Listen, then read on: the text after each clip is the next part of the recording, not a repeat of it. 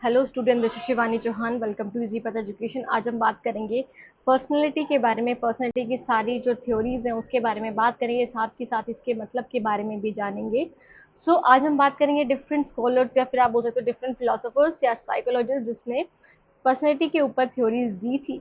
इनके बारे में हम हिंदी और इंग्लिश दोनों मीडियम में बात करेंगे। ओके, तो जिसमें हम बात करेंगे मेनली फ्रूड के बारे में, फ्राइड बोल सकते हो आप इन्हें, कार्ल रोजर्स के बारे में, गोर्डन अल्पर्ट के बारे में, बिग फाइव मॉडल के बारे में, आइंसैक ट्रेड थ्योरी के बारे में। तो इन सब चीज़ों के, इन सब थ्योरिस्ट के बारे में बात करेंगे आज हमारी इस वीडियो में। स्टार्ट करते हैं कि पर्सनैलिटी होती क्या है।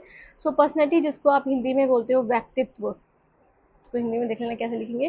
पर्सनैलिटी का क्या मतलब था, आपका व्यक्तित्व कैसा है, आपका बिहेवियर कैसा है, नेचर कैसा है, आप कैसा सोचते हो, आपकी फीलिंग्स कैसी हैं, है ना, बिहेवियर्स कैसे, ट्रेड्स कैसे हैं आपके अंदर, जो क्वालिटीज़ हैं, जो गुण हैं वो कैसे हैं, जो एक पर्सन को करेक्टराइज करती है फ्रॉम डिफरेंट इंडिविजुअल, है ना।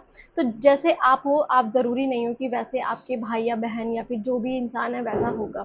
हर किसी में इंडिविजुअल डिफरेंस होता है, तो वही उसकी पर्सनैलिटी आप बोल सकते हो कि जिस तरह से वो सोचता है, एक यूनिक पैटर्न उसका, या फिर आप बोल सकते हो यूनिक पैटर्न उसकी फीलिंग्स का, बिहेवियर का, सबका डिफरेंट होता है। ओके, तो उस इंडिविजुअल को जब वो करेक्टराइज कर रहा है, या फिर आप बोल सकते हो कि उस इंडिविजुअल में जो करेक्टरिस्टिक है, जैसे फॉर एग्जांपल एक लड़की है, वो बहुत ब्यूटीफुल है, कॉन्फिडेंट भी है, साथ में वो बहुत ज़्यादा टॉल भी है ना, और रिस्क टेकिंग टेकर भी है। बेसिकली उसकी पर्सनैलिटी आप कैसे डिसाइड करोगे, उनकी एबिलिटीज़ के बेसिस पे। अब आप उनको ये बोल सकते हो कि ये तो बहुत अच्छी, आप बोल सकते हो कि इन्फ्लुएंसर है, इनसे लोगों को सीखना चाहिए, इनकी जो पर्सनैलिटी है वो रिस्क टेकिंग एबिलिटी है उनकी, है ना। तो वही उनका व्यक्तित्व है। ये इन्फ्लुएंस करता है how a person interact with the environment, कि पर्सन कैसे एनवायरनमेंट मतलब जो सोसाइटी है उसके साथ कैसे इंटरेक्ट करेगा, और अपने लाइफ चैलेंजेस, जो उनके लाइफ में जो भी चैलेंजेस आएंगे, प्रॉब्लम्स आएंगे, उनको कैसे सोल्व आउट कर सकेंगे। तो उनकी पर्सनैलिटी ही डिसाइड करती है या फिर इन्फ्लुएंस करती है, प्रभाव डालती है आपके रिस्क टेकिंग कैपेबिलिटी पे, या फिर लाइफ चैलेंजेस को कैसे फेस करोगे, एनवायरनमेंट मतलब आप अपनी सोसाइटी में कैसे इंटरेक्ट करोगे, उन सब चीज़ों को। ओके, व्यक्तित्व विचारों, भावनाओं, व्यवहारों और लक्षणों का अद्वितीय और स्थिर पैटर्न है जो किसी व्यक्ति की विशेषता है। ये प्रभावित करता है कि कोई व्यक्ति पर्यावरण के साथ कैसे बातचीत करता है और जीवन की चुनौतियों का जवाब कैसे देता है। बात करें, अब हम बात करते हैं डिफरेंट स्कॉलर्स या फिर डिफरेंट साइकोलॉजिस्ट की जिन्होंने थ्योरीज दी थी रिलेटेड टू पर्सनैलिटी। तो सबसे पहले आता है सिगमंड फ्राइड का नाम, या सिगमंड फ्रूड जो भी आप बोलना चाहते हैं, 1856 से 1939। तो इन्होंने दी थी psycho analytic theory. Psycho analytic के साथ साथ इन्होंने साइको सेक्सुअल थ्योरी भी दी थी, साइको सेक्सुअल थ्योरी भी दी थी। तो दोनों के नाम से जाने जाती है इनकी थ्योरी, या फिर आप बोल सकते हो psycho dynamic. Okay, psycho dynamic theory. तो ये तीनों नाम जाने जाते हैं किससे, सिगमंड फ्राइड से। बात करते हैं तो साइको एनालिटिक थ्योरी क्या है पर्सनैलिटी। इन्होंने बोला था कि हमारे जो माइंड है, हमारे जो माइंड, ह्यूमन माइंड की स्ट्रक्चर होती है, वो तीन फंडामेंटल स्ट्रक्चर से मिलकर बना है, मतलब उन तीनों में जो कन्फ्लिक्ट रहता है। Personality is inform through conflict among three fundamental structure, कि हमारे जो ह्यूमन माइंड का जो फंडामेंटल स्ट्रक्चर है वो तीन लेयर की तरह डेवलप हो रखा है ना, तीन लेयर की तरह। तो हमारी जो पर्सनैलिटी है वो उनकी कॉन्फ्लिक्ट से ही बनती है, कि आप किसको ज़्यादा मानते हो, किसको ज़्यादा अहमियत देते हो, उसी से आपकी पर्सनैलिटी आपकी बनती है। जैसे आप बहुत ज़िद्दी हो तो आपकी एक लेयर में आएगी वो। अगर आप चीज़ों को समझते हो अच्छे से, जो रियल चीज़ें हैं उसी के साथ चलते हो, तो उनकी अलग पर्सनैलिटी आएगी। और अगर आप मोरालिटी के बेसिस पे चलते हो, इट मीन्स कि आप मूल्य, जो आपके वैल्यूज़ हैं, है ना, उनके ऊपर चलते हो, तो आपकी अलग पर्सनैलिटी है। तो इन्हीं तीन लेयर को इन्होंने नाम दिया है। First is the id, second is the ego, and the third is the super ego. Id is related to your instinct, ego is related to reality, and super ego is related to morality. Hindi में देखते हैं, ईद आएगा यहाँ पे। ईद आपकी प्रवृत्ति से related होती है, अहंकार आपकी वास्तविकता से, और सुपर ईगो नैतिकता से। तो फ्राइड का मानना था कि व्यक्तित्व का निर्माण मानव मन की तीन मूलभूत संरचनाओं के बीच संघर्ष के माध्यम से होता है, कि कैसे आप इन चीज़ों को सॉल्व करके अपनी लाइफ को, लाइफ के पैटर्न्स को, आपकी जो भी लाइफ की थिंकिंग है उसको कैसे डिसाइड करते हो। ओके, देखते हैं इसमें three fundamental structure of human mind. तो first is the id, that is the instinct operate on the pleasure principal.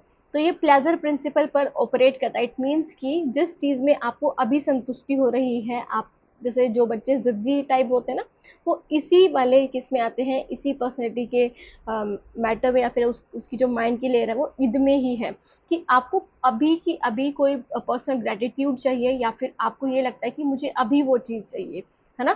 So seek immediate gratification. जब आपको इमीडिएट ग्रेटिफिकेशन चाहिए होती है, इट मीन्स कि आपको अभी चाहिए, जो भी चाहिए अभी उसका रिजल्ट चाहिए, तो वो आपका ईद में आ जाता है, आपकी प्रवृत्ति हो जाती है वो।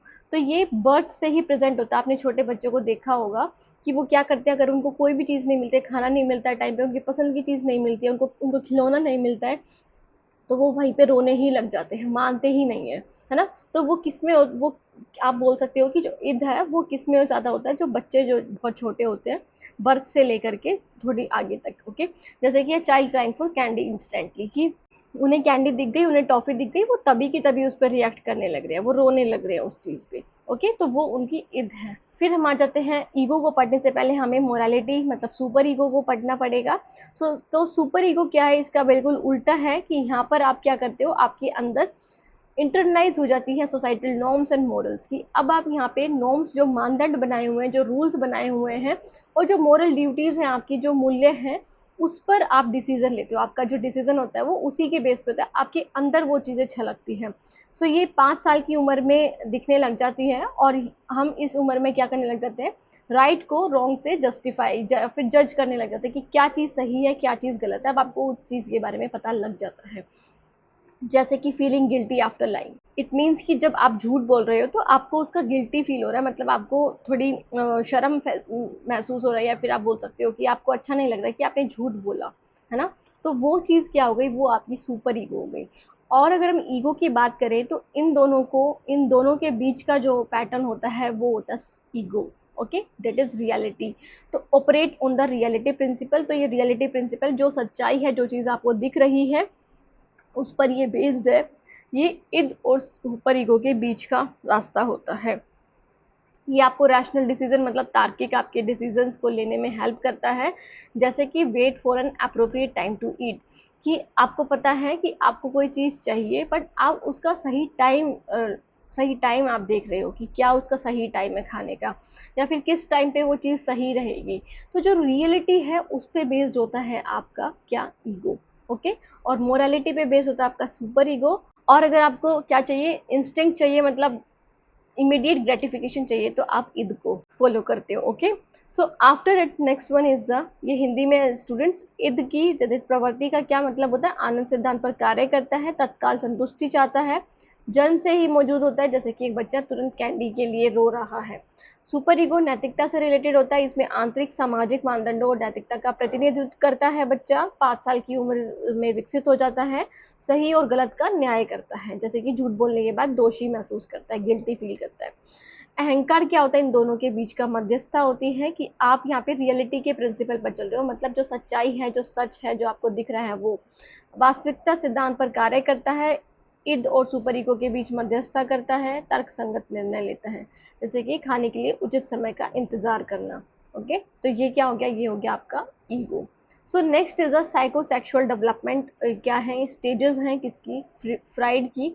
सो सबसे पहले आ जाती है oral stage, that is 0 to 1 year, that is pleasure from mouth, की बच्चा जब छोटा होता है, बहुत छोटा होता है, वो हर चीज को अपने माउथ में सक करके, काट करके, है ना, उस चीज को करके क्या करता है, एक्टिविटी परसुएट करता है, मतलब हर चीज़ को वो मुंह में ले लेता है, चाहे वो फ़ोन हो, चाहे खाना हो, चाहे कुछ भी हो, चाहे पेपर हो, चाहे पेन हो, हर चीज़ को वो मुंह में लेने की कोशिश करता है, उसी में उसको आनंद आता है। Okay, so after that is anal stage, that is from 1 to 3 years। यहाँ पे कंट्रोल करने लग जाता है बच्चा अपने बॉडीली फंक्शंस पे, है ना, कि उनको क्या चीज़ करनी है, क्या नहीं करनी है, उस पर उसको वो कंट्रोल पा लेता है। Phallic stages from 3 to 6 years, that is इसमें ऑडिपस और इलेक्ट्रा कॉम्प्लेक्स बिल्डअप होने लग जाते हैं, मतलब हम इनको आगे भी देखेंगे वैसे। तो ऑडिपस क्या होता है, लड़कों का माँ के प्रति प्यार, और इलेक्ट्रा क्या होता है, लड़कियों का अपने पिता के प्रति प्यार। Okay, so latency stages 6 to 12 years, repress sexual interest, तो यहाँ पे सेक्सुअल इंटरेस्ट आपके रिप्रेस हो जाते हैं, दबा दिए जाते हैं। और जेनाइटल स्टेज इज 12+ years में मैच्योर सेक्सुअल इंटरेस्ट की, अब आप मैच्योरिटी की तरफ आने लग जाते हो, आपको चीज़ों के बारे में, बायोलॉजिकल डिफरेंसेस के बारे में, इन सब के बारे में आपको पता लगने लग जाता है। देखें हिंदी में मौखिक चरण 0 से 1 वर्ष, गुदा चरण 1 to 3 वर्ष, फालिक चरण दैट इज 3 to 6 वर्ष, सुप्त अवस्था 6 to 12 years एंड जन नांग अवस्था 12 प्लस वर्ष तक। ओके, सो स्टूडेंट अगर आपको ये याद रखना है तो उसके लिए ट्रिक है OAPLG, है ना, OAPLG। O मतलब ओरल, A मतलब एनल, P मतलब फैलिक, L मतलब लेटेंसी और G मतलब जेनाइटल। ओके, तो ये स्टेजेस पूछी जाती हैं आपके यूजीसी नेट के पेपर में भी, सीटेट के में भी, एचटेट के में भी। क्या करेक्ट सीक्वेंस है इसका, किस एज में कौन मतलब किस एज में कौन सी स्टेज आती है, तो इन सब के बारे में भी आपसे पूछा जाता है। जैसे आपसे पूछ लेंगे कि ऑडिपस और इलेक्ट्रा कॉम्प्लेक्स कौन से स्टेज में आते हैं, तो आपको फैलिक डेवलप करना है। माउथ से बच्चा जब इंटरेस्ट या फिर ग्रेटिफिकेशन लेने लगता है तो वो कौन से स्टेज में आता है, तो वो ओरल स्टेज में आता है। Okay, so after that is the fried stage of psychosexual development. इसको थोड़ा डीप में देखते हैं। तो ओरल स्टेज 0 से 1 ईयर। तो एरोगोनस जोन क्या होता है, मतलब जहाँ से उनको अपनी सेक्सुअल डिजायर पूरी करनी होती है, जहाँ से उनको बहुत मजे आते हैं, तो वो क्या होता है बच्चों की एज में, मतलब 0 to 1 ईयर में माउथ। ओके, जैसे यहाँ प्लेजर कैसे लेते हैं, वो आनंद कैसे लेते हैं, सकिंग से, बाइटिंग से या ब्रेस्ट फीडिंग से। ओके, की कन्फ्लिक्ट क्या है, मतलब क्या चीजें जिसमें दिक्कत आती है, जैसे वीनिंग में, मतलब फ्रॉम ब्रेस्ट और बॉटल, कि उन्हें ये लगता है कि किससे उन्हें ज्यादा अच्छा लगेगा, क्या वो बॉटल से अच्छा लगेगा या फिर ब्रेस्ट से, माँ की ब्रेस्ट से अच्छा लगेगा उन्हें दूध पीना, तो वो उनमें कॉन्फ्लिक्ट होने लग जाते हैं इसमें। तो फिक्सेशन रिजल्ट क्या देखने को मिलता है, oral dependent that is passive gullible, और oral aggressive that is sarcastic and argumentative. Okay, तो ये इनका फिक्सेशन रिजल्ट होता है कि अगर वो ओरल डिपेंडेंट है तो वो पैसिव होंगे, मतलब वो पैसिव इन द सेंस कि वो खुद ही काम करेंगे अपना। ओके, खुद ही देख लेंगे कि उन्हें क्या चाहिए। ओरल एग्रेसिव है तो सरकास्टिक होगा या आर्ग्यूमेंटेटिव होगा। तो ये इनका रिजल्ट होता है। उसके बाद हम आ जाते हैं एनल स्टेज पे, दैट इज 1 to 3 ईयर्स। तो इसमें एरोगनस जोन क्या होता है, एनस होता है इसमें। सो प्लेजर कैसे मिलता है, रिटेनिंग और एक्सपेलिंग फीसेस, इट मीन्स की दैट इज सुसु करने से, है ना, सुसु करने से उन्हें ज़्यादा अच्छा लगता है। तो क्या कन्फ्लिक्ट होता है इसमें, टॉयलेट ट्रेनिंग इसकी की कन्फ्लिक्ट है ना, कि वो उनको टॉयलेट ट्रेनिंग दी जाती है तो उन्हें बहुत ज़्यादा दिक्कत भी आती है उन सब चीज़ों में। तो फिक्सेशन रिजल्ट क्या है, anal retentive that is obsessive rigid और orderly, anal expulsive that is messy careless and disorganised. तो मतलब क्या है, एनल रिटेंटिव होगा तो वो ऑब्सेसिव होंगे, रिजिड होगा और ऑर्डरली होगा, कि वो ऑर्डर पे ही आएंगे, मतलब वो एक तरह से रिजिड बन जाएगा। एक्सपल्सिव होगा तो मैसी, मतलब वो केयरलेस बन जाएंगे, कहीं पे भी सुसु पोटी कर देंगे, है ना।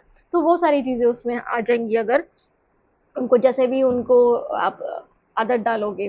फिर फैलिक स्टेज में 3 to 6 ईयर्स, एरोगनस जोन क्या होता है, जेनाइटल्स होते हैं यहाँ पे। सो इसमें प्लेजर कैसे मिलता है, एक्सप्लोरिंग जेनाइटल्स, की अपने बॉडी पार्ट्स को टच करने में। ओके, तो इसमें यहाँ पे क्या मिल जाता है, यहाँ पे ऑडिपस कॉम्प्लेक्स और इलेक्ट्रा कॉम्प्लेक्स आ जाता है, डेवलप हो जाता है। इट मीन्स की ऑडिपस कॉम्प्लेक्स क्या होता है कि बॉयज का जो अपनी मम्मी के प्रति प्यार होता है ना, बच्चे जो छोटे बच्चे होते हैं उनका मम्मी के प्रति, मतलब अपोजिट सेक्स के प्रति जो प्यार होता है। जैसे इलेक्ट्रा कॉम्प्लेक्स का मतलब अपनी जो डॉटर्स होती हैं, जो गर्ल्स होती हैं, उनका अपने फादर के प्रति जो प्यार होता है वो इलेक्ट्रा कॉम्प्लेक्स में आ जाता है। ओके, तो रेजोल्यूशन क्या है इसका, identification with same sex parent that is develop super ego, कि अगर सुपर ईगो अगर आपके अंदर है, मतलब ये सुपर ईगो डेवलप करता है। इट मीन्स की जो मोरालिटी है उस चीज को, है ना, मतलब जो चीज आपके लिए सही है। इट मीन्स कि आप आइडेंटिफाई करो कि आपको किसके प्रति ज्यादा आपकी जो ग्रेटिफिकेशन है, प्लेजर है, उस किसके प्रति होनी चाहिए। सो फिक्सेशन रिजल्ट क्या है, guilt about sex, vanity, recklessness and sexual confusion. तो अगर अगर यहाँ पे ध्यान नहीं दिया जाता तो बच्चों को प्रॉब्लम भी होने लग जाती है ना, उन्हें पता नहीं चलता उनके रोल के बारे में, जो भी है वो सारी चीजें देख लेना इसे। So next is the fourth one is the latency stage. Latency is from 6 to 12 years. तो एरोगनस जोन क्या होता है, डोरमेंट, मतलब नो स्पेसिफिक फोकस, कि कहीं पे भी फोकस नहीं होता इसमें। एक ऐसी स्टेज है जहाँ पे सब रिप्रेस कर दिया जाता है बच्चों को, मतलब कोई भी स्पेसिफिक फोकस नहीं है किसी भी चीज़ पे। सेक्सुअल एनर्जी को रिप्रेस कर दिया जाता है, दबा दिया जाता है, दमित कर दिया जाता है। लर्निंग पे फोकस करते हैं, फ्रेंडशिप्स पे और हॉबीज़ पे, कि जो उनकी हॉबीज़ हैं उन पे ज़्यादा ध्यान देते हैं, वो अपनी फ्रेंडशिप्स पे ज़्यादा ध्यान देते हैं और चीज़ों को याद करने में। So personality continue to develop through social interaction and education. तो यहाँ पे पर्सनैलिटी डेवलप होती है उनकी पढ़ने से, एजुकेशन कम्युनिकेशन लेने से, इंटरेक्शन बनाने से दोस्तों के साथ, ओके, सोशल इंटरेक्शन की कैसे वो बातचीत करें उन सब चीज़ों से। फिर हम आ जाते हैं फिफ्थ स्टेज पे, that is the genital stage from 12+ years through adulthood. तो ये अडल्टहुड तक होती है, 12 साल से अडल्टहुड तक। सो एरोगेनस जोन क्या होता है, जेनाइटल्स होते हैं अगेन, मतलब जेनाइटल और किस में था आपके स्टेज में, दैट इज फैलिक स्टेज में, ओके। तो इसमें भी क्या होता है, जेनाइटल में जेनाइटल पे ज़्यादा फोकस होता है अपने बॉडी पार्ट्स पे। सो फोकस किस पे करते हैं, मैच्योर सेक्सुअल रिलेशनशिप की, अब उन्हें मतलब पता चल जाता है इन सब चीज़ों के बारे में, ओके। गोल क्या होता है, balance of love work healthy identity की, कैसे वो एक अपनी आइडेंटिटी भी क्रिएट कर सकते हैं, दैट इज अपोजिट सेक्स के प्रति उनका प्यार, और काम को भी कैसे मेंटेन करके चल सकते हैं, कैसे बैलेंस करके चल सकते हैं, ये इनका गोल होता है। अगर अर्लियर स्टेज में डिजोल्व हो जाए तो person develop a well adjusted personality, अगर उन्हें पता चलता है कि कैसे उन्हें काम के प्रति भी अपनी दयालुता दिखानी है, अपने अपने जो फ्रेंड्स हैं या फिर अपनी जो गर्लफ्रेंड है या फिर वाइफ है उसके प्रति भी, और अपने healthy healthy in the sense की सोसाइटी में भी उन्हें बहुत अच्छे से रहना है, किसी से लड़ाई झगड़ा नहीं करना, अपनी बात भी रखनी है साथ में, और अपने आप को भी हेल्दी रखना है। तो उस तरह से उनकी पर्सनैलिटी डेवलप हो जाएगी अगर वो सही टाइम पे इन सब चीज़ों को रिजोल्व कर लेंगे, ओके, जेनाइटल स्टेज में।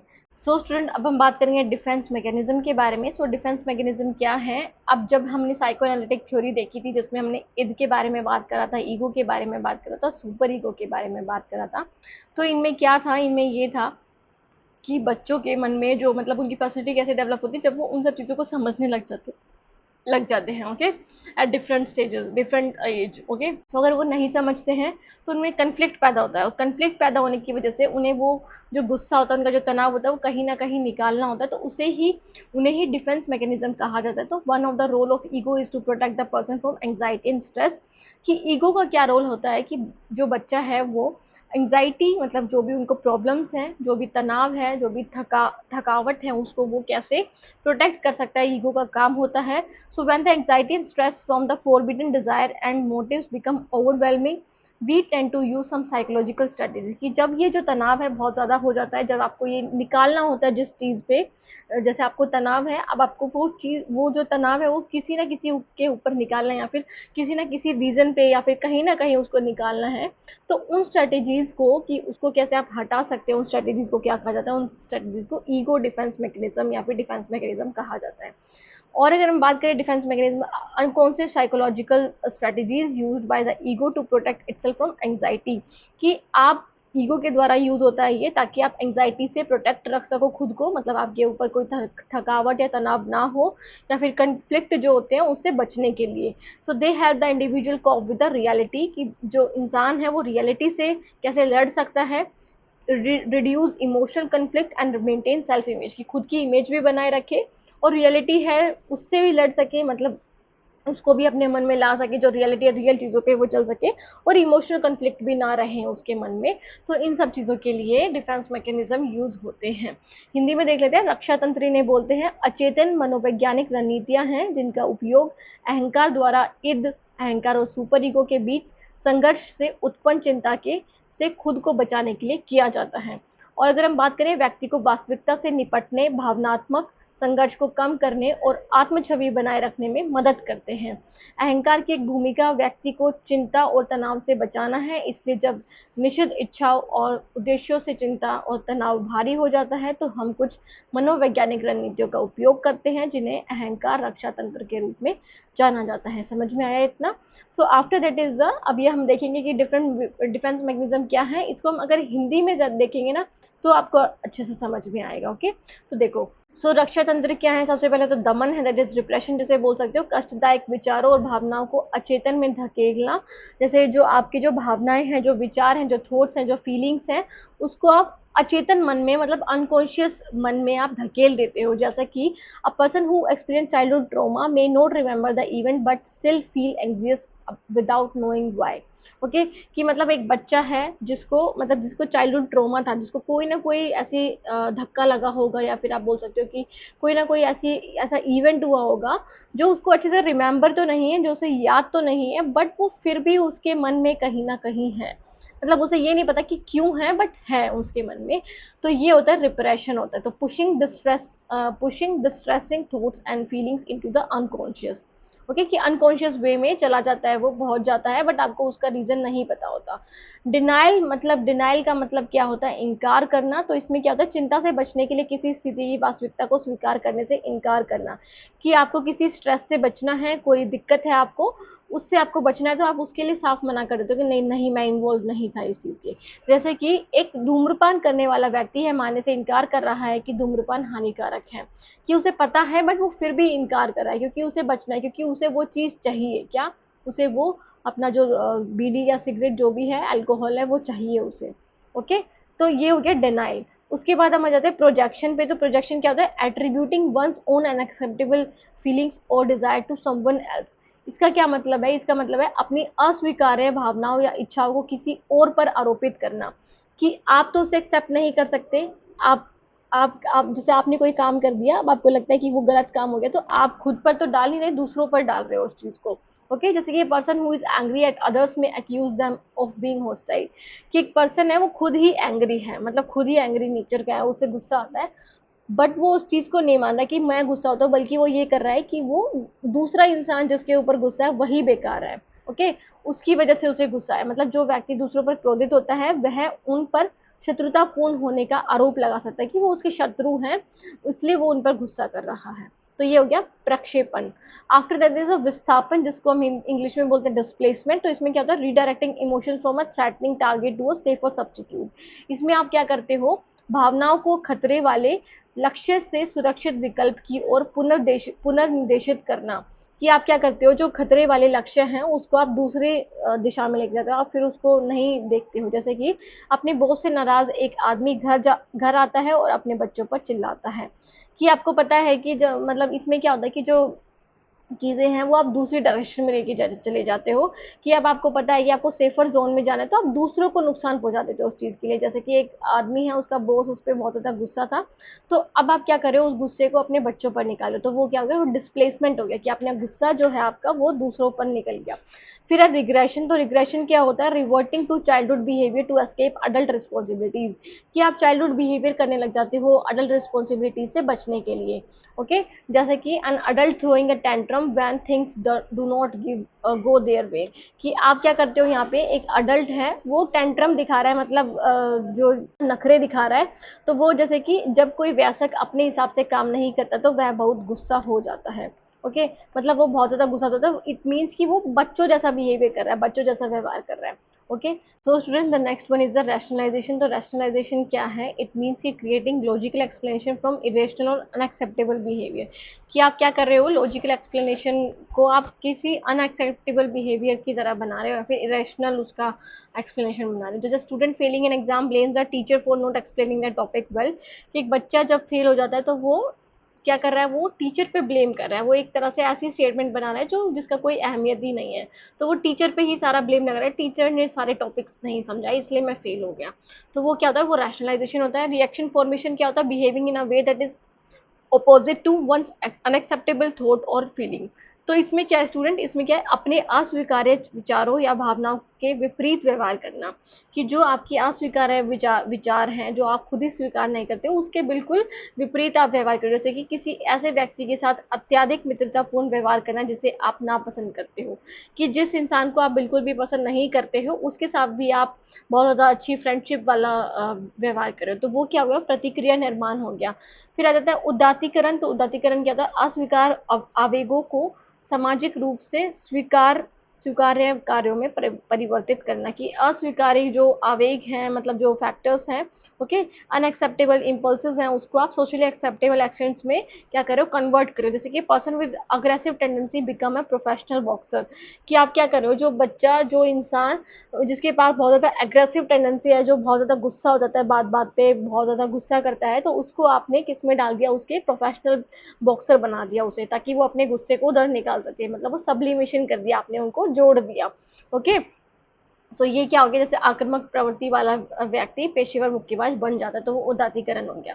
Next is identification. तो इसमें क्या है? Imitating the characteristic of someone else to deal with the anxiety और गेन अप्रूवल, कि इमिटेट कर रहा है, मतलब a child adopts the mannerism of a favourite teacher और हीरो, कि यहाँ पे बच्चा क्या कर रहा है, इमिटेट कर रहा है किसी कैरेक्टरिस्टिक्स की जो उसे पसंद आते हैं, ताकि वो एंग्जाइटी से या फिर उसको अप्रूवल चाहिए कि हाँ मैं बहुत अच्छा हूँ इस चीज़ से, या फिर एंग्जाइटी से डील करने के लिए वो किसी इंसान के जैसा बनना चाह रहा है, उसको वो इमिटेट करा, उसकी नकल करा। जैसे कि एक टीचर, एक बच्चा है, उसको मैनर्स लेकर आने हैं अपने अंदर, तो उसके लिए वो एक टीचर को, अपनी फेवरेट टीचर को अपना आइडल बना रहा है, उसके जैसा वो बना जाता है, फिर किसी हीरो के जैसे। कंपनसेशन क्या होता है, making up for weakness of emphasising strength in other areas, कि आप क्या कर रहे हो, अपने जो वीकनेसेस हैं उसको आप मतलब उसको उसके ऊपर आप मेकअप कर रहे हो, मतलब वो एक तरह से आप बोल रहे हो कि आपके ऊपर वीकनेस तो है, बट आप उसको शो ऑफ नहीं कर पा रहे हो या फिर दिखा नहीं रहे हो, अपने स्ट्रेंथ को एम्फोसाइज कर देते हो उसकी जगह पे आप, है ना। तो physically weak person might excel in academics to compensate, कि जो फिजिकली वीक पर्सन है उसका जो और भी ज्यादा अच्छा ज्ञान है वो एकेडमिक्स में है ना, ताकि वो कंपनसेट कर सके अपने फिजिकली वीकनेस को। ओके, जैसे कि यहाँ पे लिखा है, शारीरिक रूप से कमजोर व्यक्ति अपनी क्षतिपूर्ति के लिए पढ़ाई में भी अच्छा प्रदर्शन कर सकता है। ओके, तो ये हो गया इसके रक्षा तंत्र। तो ये 10 रक्षा तंत्र है। उसके बाद हम आ जाते हैं इंट्रोडक्शन पे। तो इंट्रोडक्शन क्या होता है students, integrating the values and behaviour of an another person into one's own identity, कि आप वैल्यूज और बिहेवियर इंटीग्रेट करे हो, मिला रहे हो, ठीक है, किसी और पर्सन के, ताकि आप अपनी आइडेंटिटी बना सको। जैसे child adopt the religious belief of their parents without questioning, कि बच्चे जो होते हैं वो जो भी उनके रिलीजियस बिलीफ होते हैं उनके पेरेंट्स के, वही अडॉप्ट कर लेते हैं, है ना। जो चीजें उनके पेरेंट्स मानते हैं वही चीजें आप मानने लग जाते हो, कोई क्वेश्चन करे बिना। तो ये इंट्रोजेक्शन हो गया। अनडूइंग क्या होता है, trying to cancel out a distressing thought और एक्शन विद रिवर्स बिहेवियर, कि आप क्या कर रहे हो, कैंसिल आउट कर रहे हो अपने थॉट्स को रिवर्स बिहेवियर करके। जैसे after being rude a person become overly kind to the same individual, कि आप अनडूइंग कर रहे हो। इट मीन्स कि जैसा आपने पहले बिहेवियर करा था उसके बदले आप अब दूसरा बिहेवियर कर रहे हो थोड़ा अच्छा बनने के लिए। ओके, जैसे कि एक इंसान बहुत ज्यादा रूड था, बट वो अब और भी ज्यादा काइंड बन गया, मतलब दयालु बन गया, उसके प्रति सारे काम कर रहा है, उसको सारे में हेल्प कर रहा है। तो वो क्या हो गया, वो हो गया अनडूइंग। ओके, तो समझ में आया इतना, ये सारे डिफेंस मैकेनिज्म थे। तो ये हिंदी और इंग्लिश में दिया हुआ है, अंतर्मुखीकरण और पूर्ववत करना। ओके, तो ये डिफरेंट डिफेंस मैकेनिज्म जो हमने पढ़े अभी। उसके बाद हम आ जाते हैं नेक्स्ट थ्योरी पे, that is the Gordon Allport theory of personality, की गॉर्डन एल्पर्ट ने जो अपनी थ्योरी दी थी पर्सनैलिटी के ऊपर, उसके बारे में हम बात करते हैं। सबसे पहले देखेंगे इंट्रोडक्शन। तो इसमें देखते हैं गॉर्डन एल्पर्ट की थ्योरी 1897 से 1967 तक का समय था इनका। वॉज पियनियरिंग अमेरिकन साइकोलॉजिस्ट, तो ये अमेरिकन साइकोलॉजिस्ट थे who focus on understanding individual uniqueness through the trait approach. तो इन्होंने जो अपनी थ्योरी दी थी वो ट्रेट अप्रोच के जरिए दी थी, मतलब जो ट्रेट्स हैं बच्चों के अंदर, जो उनकी क्वालिटीज हैं बेसिकली आप उन्हें बोल सकते हो, तो उसके ऊपर इन्होंने कि कैसे बच्चा एक दूसरे से यूनिक है, एक दूसरे के से अलग है, उस चीज पे इन्होंने फोकस किया था। तो कोर बिलीफ क्या थे इनकी थ्योरी के, ये मानते थे कि personality is made up of trait, की ट्रेट से बनती है which are real stable characteristic of a person, कि जो रियल है, जो उनके अंदर हमेशा जीवन पर्यंत रहती है, वो कैरेक्टरिस्टिक उनकी ट्रेट्स के ऊपर इन्होंने थ्योरी दी थी। Every individual is unique and personality must be understood from individual internal point of view. उनकी पर्सनैलिटी हम उनके चेहरे से नहीं जान सकते, उनकी जो इंटरनल मन में जो भावनाएं हैं, उनकी फीलिंग्स हैं, उनके थॉट्स हैं, उससे आप जान सकते हो। Behaviour is influence more by present and conscious motivation by than by unconscious और पास्ट इवेंट, कि आपका जो बिहेवियर है वो ज्यादातर किससे इन्फ्लुएंस होता है, किससे प्रभावित होता है, प्रेजेंट और कॉन्शियस मोटिवेशन से, ना कि अनकॉन्शियस और पास्ट इवेंट से। ओके, कि मतलब आपके पास्ट इवेंट से डिसाइड नहीं होता है, बल्कि आपके प्रेजेंट से ज्यादा इन्फ्लुएंस होता है, कि आपका प्रेजेंट क्या है, आपका जो आज का समय है वो क्या है। तो मतलब फ्रूड पे, ये फ्रूड की जो थ्योरी है उनको इन्होंने नकारा था। ओके, सो अगर हम बात करें अल्पर्ट के सिद्धांत की मुख्य मान्यताएं, तो अल्पर्ट का मानना था कि व्यक्ति गुणों से बनता है, जो किसी व्यक्ति की वास्तविक स्थिर विशेषताएं होती हैं। प्रत्येक व्यक्ति अद्वितीय है और व्यक्तित्व को व्यक्ति के आंतरिक दृष्टिकोण से समझना चाहिए, और उसके बाद व्यवहार अचेतन या अतीत की घटनाओं की तुलना में वर्तमान और चेतन प्रेरणाओं से अधिक प्रभावित होता है आपकी पर्सनैलिटी, आपका व्यवहार। ओके। सो अगर हम बात करें ट्रेट्स क्या होते हैं, अब हमने ट्रेट्स देख रहे थे, तो traits are the generalised tendencies to think and act in a particular way. तो ट्रेट्स क्या है, आपकी मतलब जनरलाइज्ड टेंडेंसीज है कि किस तरह से आप सोचते हो, किस तरह से आप एक्ट करते हो, व्यवहार करते हो किसी पर्टिकुलर वे में। जैसे रिलेटिवली स्टेबल ओवर टाइम की, तो ये माने जाते हैं कि ये हमेशा वैसे ही रहेंगे, आपके जो ट्रेट है वो चेंज नहीं होते हैं, ये स्टेबल रहते हैं time by time. So the building block of personality, ये बिल्डिंग ब्लॉक है आपके जो पर्सनैलिटी है उसका निर्माण करते हैं आपके trait. Albert emphasise that traits are measurable and influence behaviour across different situation.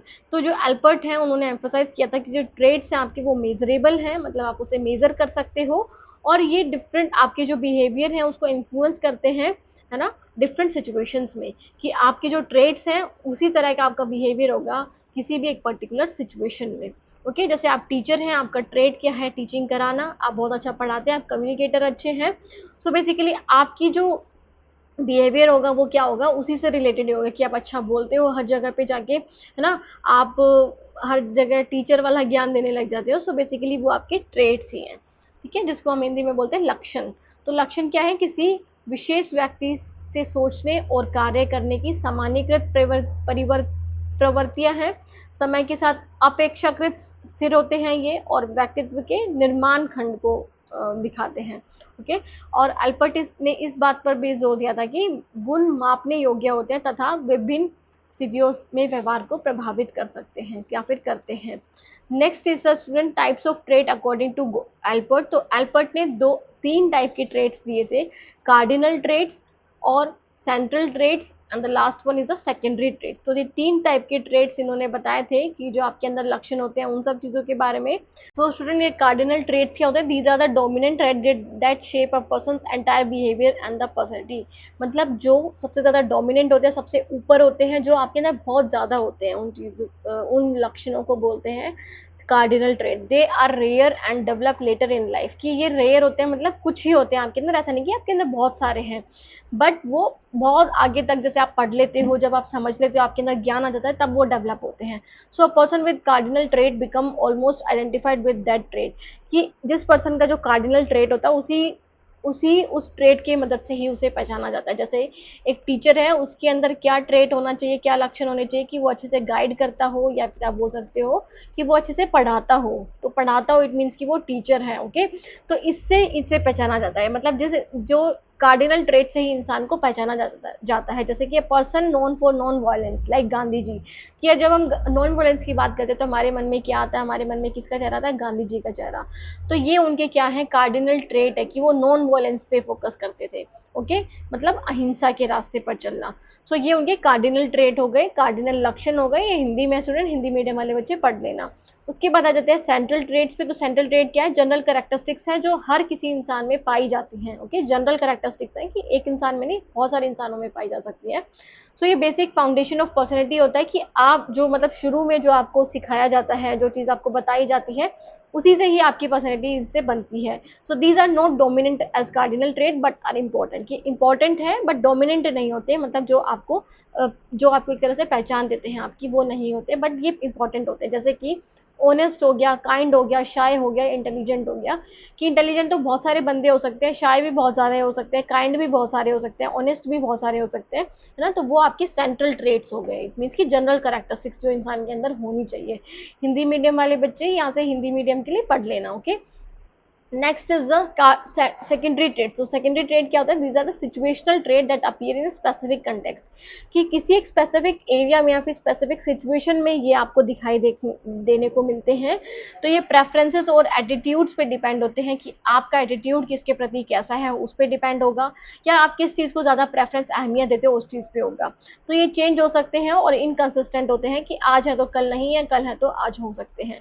So a person may be aggressive only in sports और nervous only during public speaking, कि एक पर्सन है वो एग्रेसिव कब होगा, स्पोर्ट्स में ज़्यादा एग्रेसिवनेस दिखा सकता है, या फिर एक पर्सन एक किसी बंदे के प्रति जिसको वो पसंद नहीं करता उसके प्रति वो दैट इज गुस्सा दिखा सकता है। और नर्वस हो सकता है ओनली ड्यूरिंग पब्लिक स्पीकिंग, कि जब पब्लिक स्पीकिंग में बोलना होगा तो वो नर्वस हो सकता है, वैसे वो नर्वस नहीं होता है, बट जब उसे स्पीच देनी है तो वो ज़्यादा नर्वसनेस शो करता है। ओके। तो ये द्वितीयक लक्षण जिसे बोलते हैं, ये परिस्थिति जन्य लक्षण है जो विशिष्ट संदर्भों में प्रकट होते हैं। तो ये हिंदी में है स्टूडेंट, हिंदी मीडियम वाले इसे देख लेना।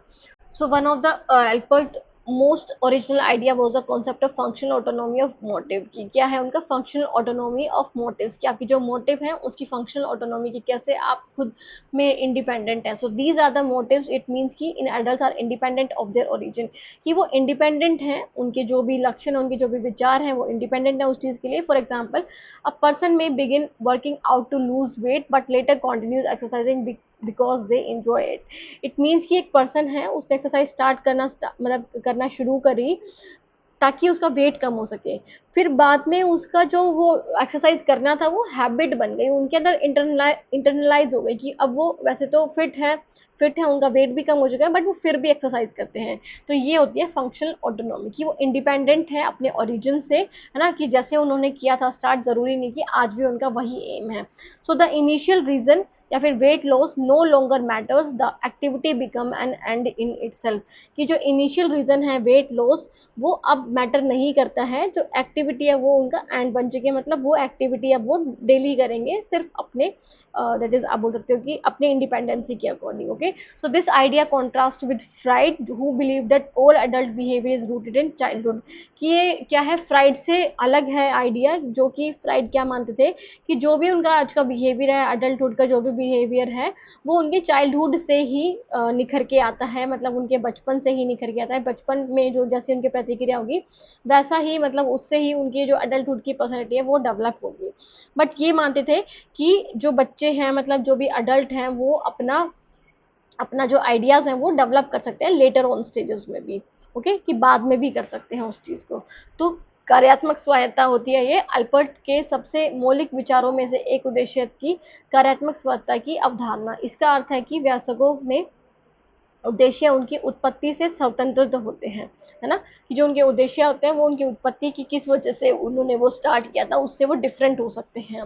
जैसे उदाहरण के लिए कोई व्यक्ति वजन कम करने के लिए व्यायाम करना शुरू कर सकता है, लेकिन बाद में वह व्यायाम करना जारी रखता है क्योंकि उसे इसमें आनंद आता है।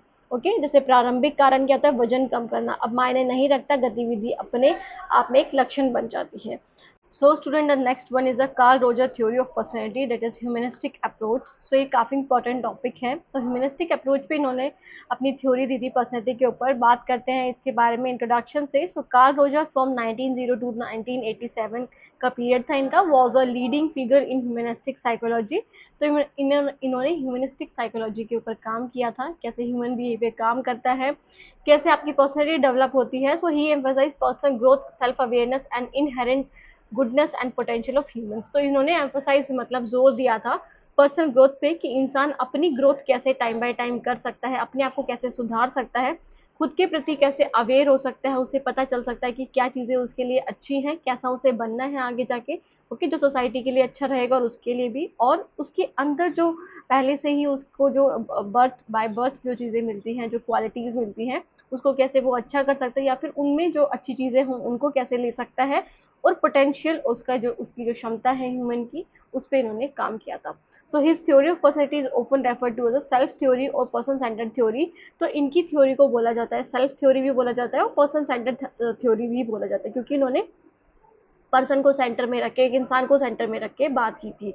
तो सेल्फ थ्योरी और पर्सन थ्योरी के नाम से भी जाना जाता है। फिर है core belief of Carl Roger. तो क्या बिलीफ से कार्ल रोजर के, so every person has inherent worth and a natural tendency towards self actualisation कि हर इंसान की इनहेरेंट वर्थ होती है। इट मीन्स कि जन्म से जो उन्हें चीज़ें मिलती हैं वो मूल्य होते हैं उनके लिए, या फिर वो मूल्यवान होते हैं, और natural tendency towards self actualisation की कैसे वो खुद के प्रति काम करें, खुद के प्रति इन द सेंस की कैसे वो बिल्कुल हाई लेवल पर तक पहुंचे। जैसे हमने मैस्लो की हायरार्की के बारे में अगर आपने नहीं पढ़ा है तो आप पढ़ सकते हैं मेरी वीडियोस से लर्निंग थ्योरीज में।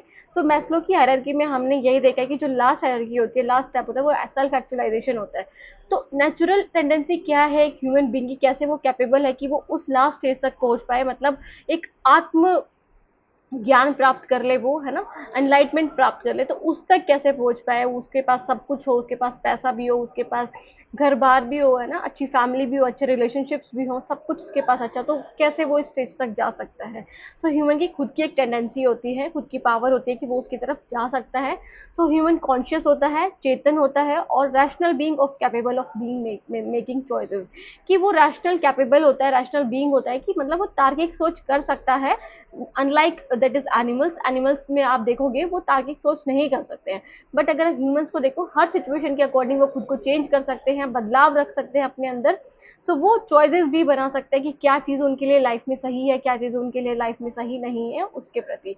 So personality is shaped more by present and the self rather than conscious unconscious motives और पास्ट एक्सपीरियंसेस। तो इन्होंने बात की थी कि फ्रूट को इन्होंने नकारा था, क्रिटिसाइज किया था, जिन्होंने बात की थी कि आप ये पास्ट एक्सपीरियंसेस की वजह से या फिर आपके मोटिव्स की वजह से, है ना, या फिर अनकॉन्शियस मोटिव्स जो होते हैं आपके, जो आपको नहीं पता होता बट वो आगे जाके आपके लिए काम करते हैं।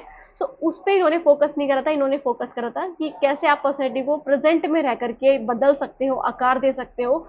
जैसे कि आज आप बहुत बोल सकते हो कि चोरी करते हो, आप में गलत एक्टिविटीज सारी हैं, बट आप अपने अंदर अपने चेतन मन के जरिए आप चीज़ों को समझ सकते हो, है ना, अपने सिचुएशंस को हैंडल कर सकते हो, जो चीज़ें आपके लिए गलत हैं उनको आप नकार सकते हो और अच्छाई की तरफ बढ़ सकते हो।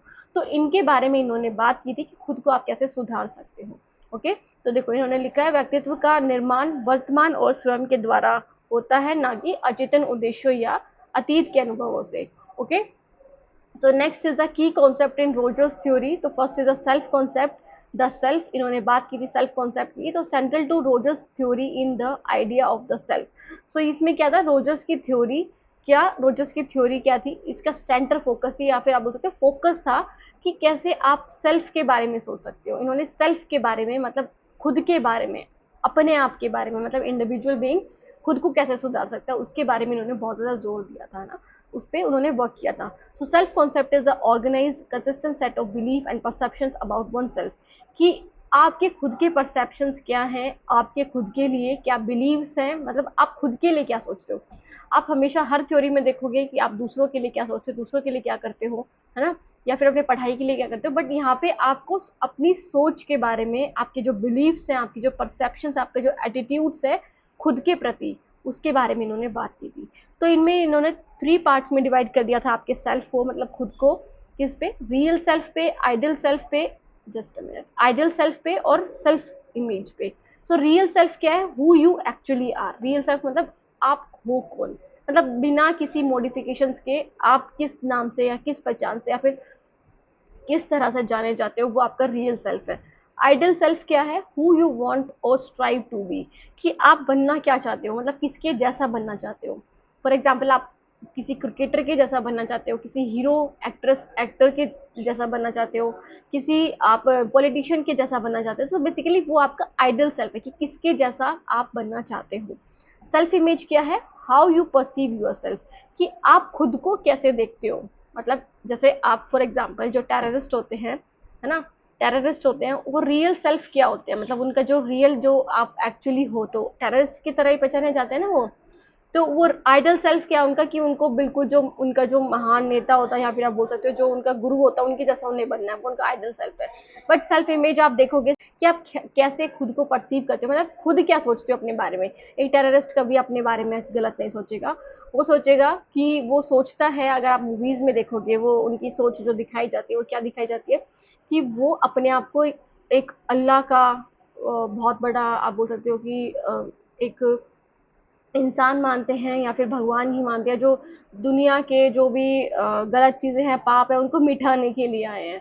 सो बेसिकली वो उनकी थिंकिंग होती है उनके प्रति, है ना, कि वो अपने आप को कैसा मानते हैं। एक चोर भी अपने आप को चोर नहीं मानता है ना। सो वो आपकी सेल्फ इमेज है, कि खुद आप कैसे अपने आप को परसीव करते हो।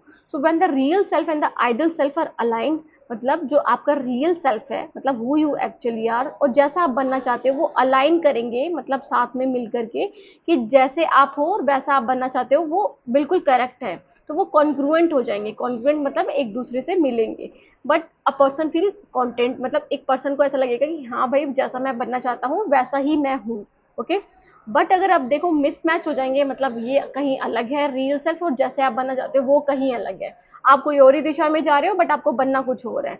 अगर ये मिसमैच होंगे तो it leads to anxiety, frustration and low self esteem. तो इससे क्या होगा, एंग्जाइटी बढ़ेगी, स्ट्रेस बढ़ेगा, फ्रस्ट्रेशन बढ़ेगा, आप बहुत ज़्यादा तनाव में आओगे और सेल्फ एस्टीम आपका बिल्कुल लो हो जाएगा कि आप खुद को बिल्कुल नीचे नजरिए की तरफ से या खुद को बिल्कुल लो लेवल की तरफ से देखोगे, है ना। तो आपके मन में चिंता होगी, हताशा होगी और कम आत्मसम्मान की ओर ले जाता है क्या, अगर इनकॉन्ग्रुएंट होगा तो, है ना। मतलब अगर आप रियल सेल्फ जो हो वो बिल्कुल ही डिफरेंट है आपके आइडल सेल्फ से, ओके, आपके आइडल सेल्फ से। ये हो गया आपका सेल्फ के बारे में जो कार्ल रोजर ने बताया था। उसके बाद आ जाते हैं सेल्फ एक्चुअलाइजेशन पे। तो सेल्फ एक्चुअलाइजेशन क्या है, Rogers believe in basic drive toward growth called self actualisation. कि बेसिक ड्राइव, बेसिक जो नीड्स आप बोल सकते हो आपकी जो होती हैं, जिसकी तरफ आप बोल सकते हो बायोलॉजिकल जो नीड्स हैं आपकी, या फिर आपके अंदर जो पहले से ही आई हैं, वो सब क्या होती है, वो सेल्फ एक्चुअलाइजेशन होती है कि आपने अपनी आत्म प्राप्ति या फिर जो भी आपको चाहिए था वो आपने पूरी कर ली। तो रोजर ये बिलीव करते हैं कि basic toward growth is called self actualisation. की आप बढ़ना चाहते हो, आप बढ़ना चाहते हो तो मतलब सेल्फ एक्चुअलाइजेशन पाना चाहते हो। It is a innate tendency of all human being to strive to reach their highest potential. कि उनके अंदर ही वो छिपा होता है कि कैसे वो उस तक बढ़ सकते हैं। मतलब आपने सुना भी होगा कि आप में जो, मतलब हर इंसान में कोई ना कोई अच्छाई ज़रूर होती है, फिर उसका जो बेस्ट फीचर होता है या फिर आप बोल सकते हो उसकी जो पोटेंशियल होती है, हाईएस्ट पोटेंशियल होती है, वो उसके अंदर ही होती है। बस आपका एक टीचर का क्या काम होता है, उसको निकालना, उसको परखना, है ना। तो वही चीज़ है कि इननेट टेंडेंसी होती है कि आपके अंदर ही वो आपकी पावर होती है कि आप कैसे अपने हाईएस्ट पोटेंशियल तक, हाईएस्ट पावर तक, मतलब जो आप बहुत अच्छा कर सकते हो वहाँ तक आप कैसे पहुँच सकते हो। Student, self actualisation leads to creativity, independence, responsibility and authentic living. अगर आप सेल्फ एक्चुअलाइजेशन तक पहुंच जाओगे, खुद को समझ लोगे, खुद की जो पावर्स है उसको समझ लोगे, आपके अंदर जो कैपेबिलिटीज़ है उसको अचीव कर लोगे, अपने पोटेंशियल को पूरा यूज़ करके अपने एम तक पहुंच जाओगे, तो इससे आपकी क्रिएटिविटी एनहेंस होगी, आप इंडिपेंडेंट हो जाओगे। इट मीन्स कि आप किसी पे डिपेंडेंट नहीं होंगे अपने काम के लिए, रिस्पॉन्सिबल हो जाओगे, एक रिस्पॉन्सिबल सिटीजन बन पाओगे या फिर अपनी रिस्पॉन्सिबिलिटी को समझोगे दूसरों के प्रति, और ऑथेंटिक लिविंग जियोगे। इट मीन्स कि जो एक सोसाइटी के द्वारा एक्सेप्टेड है, और सोसाइटी के द्वारा भी क्या, मतलब ऐसी लिविंग जिसमें अगर आपको लगता है कि कुछ चेंजेस आने की ज़रूरत है तो आप उसके लिए भी कदम उठाओगे, ठीक है।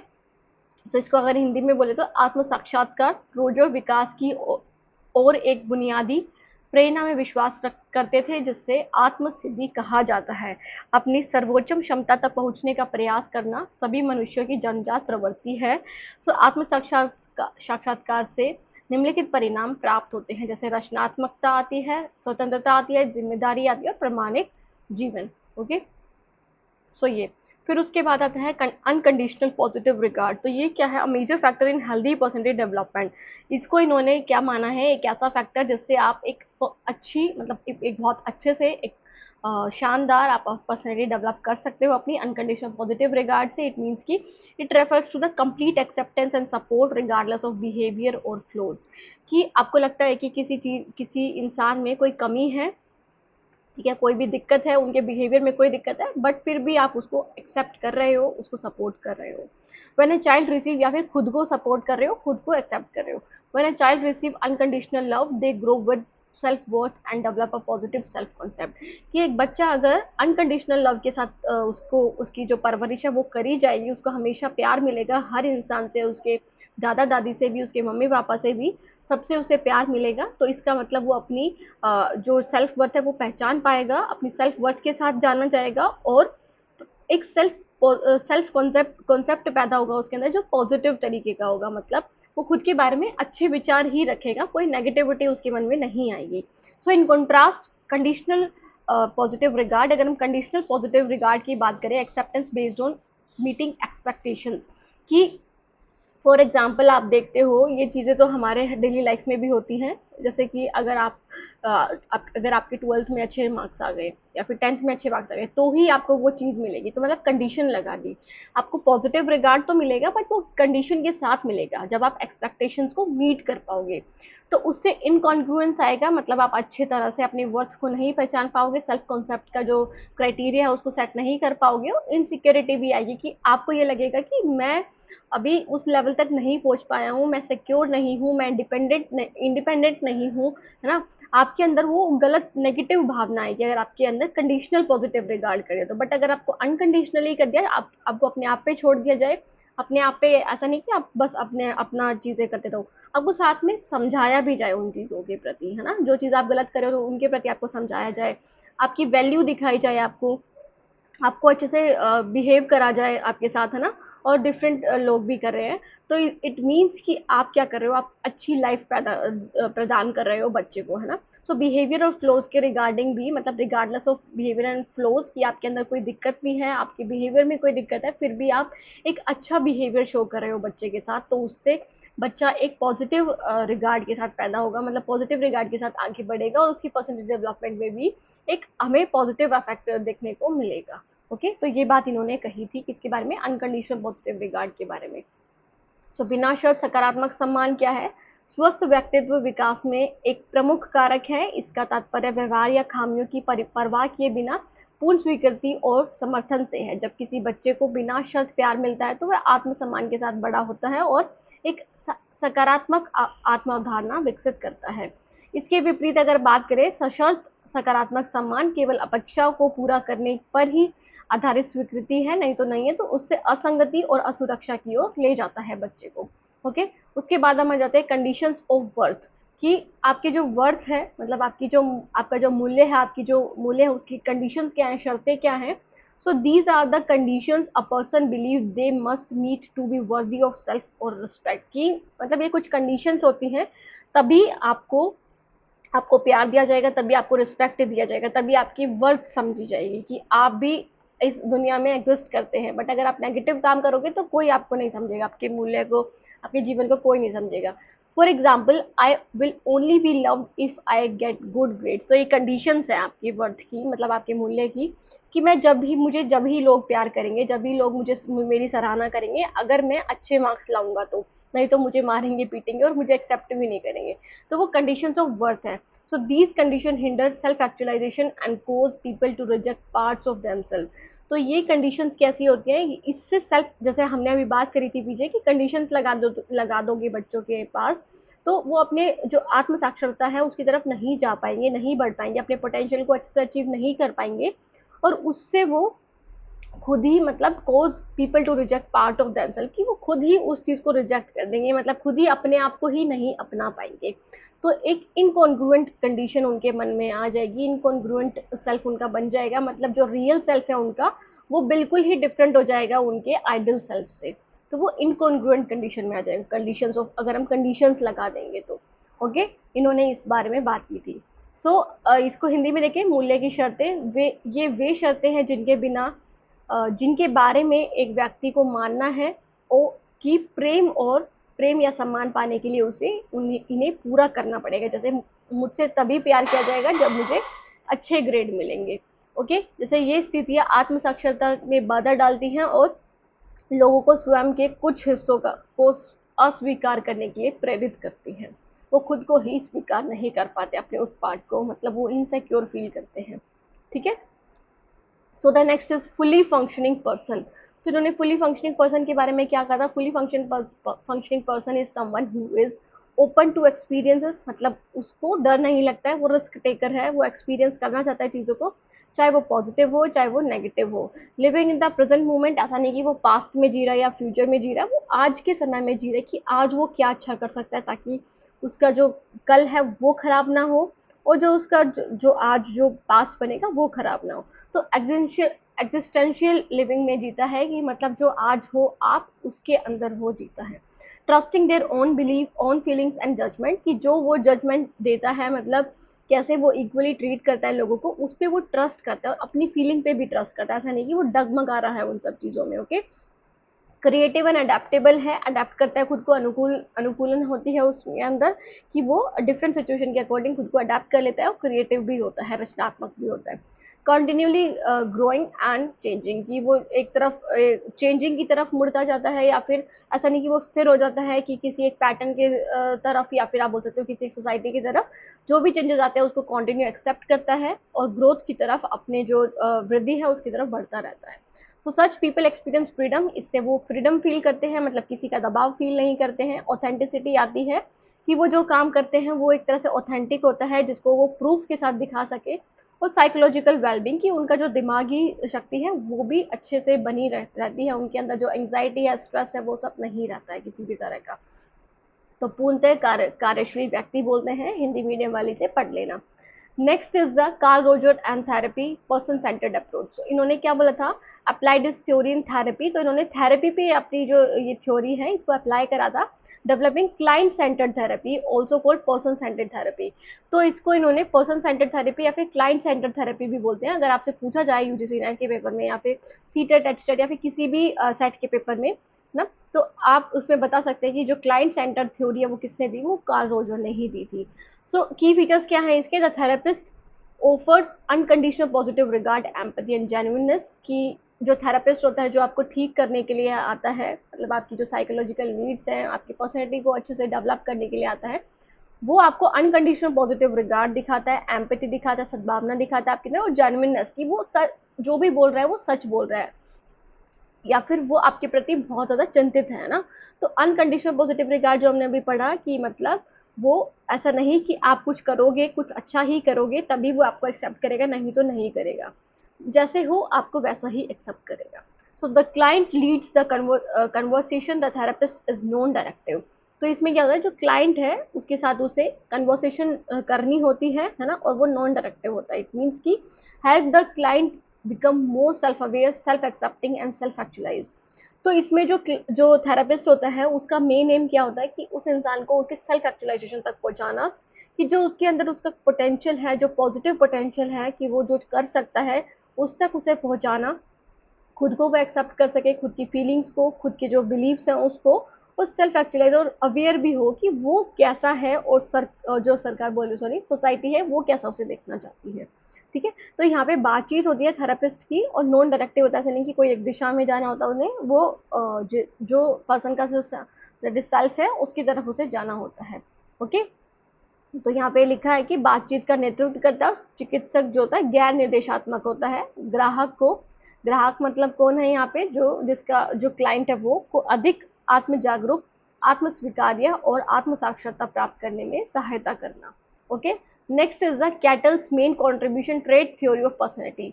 तो कैटल की जो थ्योरी है वो क्या है, ट्रेड थ्योरी ऑफ पर्सनैलिटी है, इसके बारे में देख लेते हैं क्या है ये। So Raymond Bernard Cattell from 1905 to 1998 was a British American psychologist who advanced the study of personality using empirical methods and factor analysis। तो इन्होंने empirical methods मतलब जो आप ऑब्जर्वेशन और एक्सपीरियंसेस के थ्रू गेन करते हो, और जो साइंटिफिक होते हैं एक तरह से, और फैक्टर एनालिसिस पे इन्होंने बात की थी। ब्रिटिश अमेरिकन साइकोलॉजिस्ट थे, इन्होंने पर्सनैलिटी को एक एम्पेरिकल मेथड और फैक्टर एनालिसिस के थ्रू पढ़ा था। Okay, he is best known for identifying and categorising personality trait in a scientific and measurable way. तो इन्होंने पर्सन के जो ट्रेट्स हैं, उनके जो लक्षण हैं या फिर उनकी जो क्वालिटीज हैं, उनको कैटेगराइज कर दिया था एक न्यूमेरिकल वे में, मतलब आप उसको माप सकते हो। ठीक है, साइंटिफिक और मेजरेबल वे में, कि आप माप सकते हो कि कितना अच्छी पर्सनैलिटी है उसकी, पॉजिटिव है या नेगेटिव है। ओके, सो यहाँ पे हिंदी में स्टूडेंट, हिंदी मीडियम वाले बच्चे देख लेना, ब्रिटिश अमेरिकन मनोवैज्ञानिक थे, और उन्होंने उन्हें व्यक्तित्व लक्षणों को वैज्ञानिक और मापनीय तरीके से पहचाने और वर्गीकृत करने के लिए जाना जाता है, उन्होंने कैटेगराइज करा था। ठीक है, so Cattell's main contribution trait theory of personality क्या है, Cattell believe that personality can be measured scientifically, कि आप उन्हें कुछ मेथड्स के जरिए, है ना, कुछ मेथड्स के जरिए, फॉर्मूलाज के जरिए आप मेजर कर सकते हो साइंटिफिकली, या प्रूफ दिखा सकते हो, उसका कुछ प्रूफ है। So it is compose of multiple traits that influence behaviour. तो ये कैसे बना है, मल्टीपल ट्रेट्स के जरिए बना है, मतलब आपके जो मल्टीपल लक्षण है या फिर आपकी जो क्वालिटीज है उससे आपका बिहेवियर है इन्फ्लुएंस होता है। मतलब जैसा आप बिहेवियर करते हो वो सिर्फ एक ट्रेट के जरिए नहीं, वो डिफरेंट ट्रेट्स के जरिए आप करते हो, है ना। Statistical techniques like factor analysis can uncover the structure of personality, कि स्टैटिस्टिकल टेक्निक जो इन्होंने फैक्टर एनालिसिस के बारे में यहाँ पे बात किया उसके बारे में पढ़ेंगे। तो वो ये बताते हैं कि आपकी जो पर्सनैलिटी, आपकी पर्सनैलिटी का स्ट्रक्चर है उसको अनकवर करती है, मतलब आपको दिखाती है, आपको खुद को पता चलता है कि आपकी पर्सनैलिटी कैसी है। ओके, उसके बारे में आपको बता दिया। तो कारक विश्लेषण जैसी सांख्यिक तकनीकें व्यक्तित्व की संरचना को उजागर कर सकती हैं। Okay, next is the surface traits, मतलब की कॉन्सेप्ट्स क्या हैं इन kettles theory. So surface traits and source traits, इन्होंने दो ट्रेट की बात करी है, सरफेस ट्रेट्स की और सोर्स ट्रेट्स में इसको कैटेगराइज कर दिया। तो सरफेस ट्रेट्स क्या है, observable behaviour that people show in daily life, जिसको आप ऑब्जर्व कर सकते हो, आप दूसरों के इंसान, दूसरे इंसान हैं उनकी जो क्वालिटीज जिसको आप ऑब्जर्व कर सकते हो मिलते ही, है ना, डेली लाइफ में जो वो एक्टिविटीज करते हैं वो आपके सरफेस ट्रेट्स है जो ऊपर ऊपर के होते हैं। दे आर नॉट डीप और स्टेबल, स्टेबल नहीं है, वो आज चेंज हो सकते हैं, कल चेंज हो सकते हैं सिचुएशन के अकॉर्डिंग, और सिचुएशन के अकॉर्डिंग चेंज हो सकते हैं। जैसे कि एग्जाम्पल क्या है, a person might seem friendly at work but shy eight parties, कि वो पर्सन जो है अपने दोस्तों के साथ तो बहुत अच्छा बिहेव करता है, अच्छा इन द सेंस की फ्रेंडली, बहुत बातचीत भी करता है, बट पार्टीज में जाएगा तो वो बहुत शाय दिखेगा, मतलब सिचुएशन के अकॉर्डिंग वो चेंज हो गया। जैसे कि आप क्या करते हो फ्रेंड्स के सामने तो आप खूब जोक्स करते हो, है ना, बहुत जोक्स बनाते हो या फिर बहुत ज़्यादा खूब बातचीत करते हो, बट आपको अगर स्टेज पे खड़ा कर दिया जाए तो वहीं पे आप बहुत ज़्यादा हेजिटेट भी हो जाओगे। सो बेसिकली ये आपके क्या हैं, ये आपके सरफेस ट्रेट्स हैं जो इंटरनल नहीं होते, जो स्टेबल नहीं होते, जो ऊपर ऊपर से होते हैं। सोर्स ट्रेट्स क्या होते हैं, डीपर होते हैं, underlying structure of personality that go surface traits, मतलब आपके जो अंदर का जो आपका बिहेवियर होता है, जो इंटरनली आपके मन में है ना, जो चीज़ आपके मन में है, जिससे आपके सरफेस ट्रेट्स भी दिखते हैं, जिस मतलब आपकी जो अंदर की जो सोर्स ट्रेट्स हैं उससे आपके सरफेस ट्रेट्स भी बनते हैं।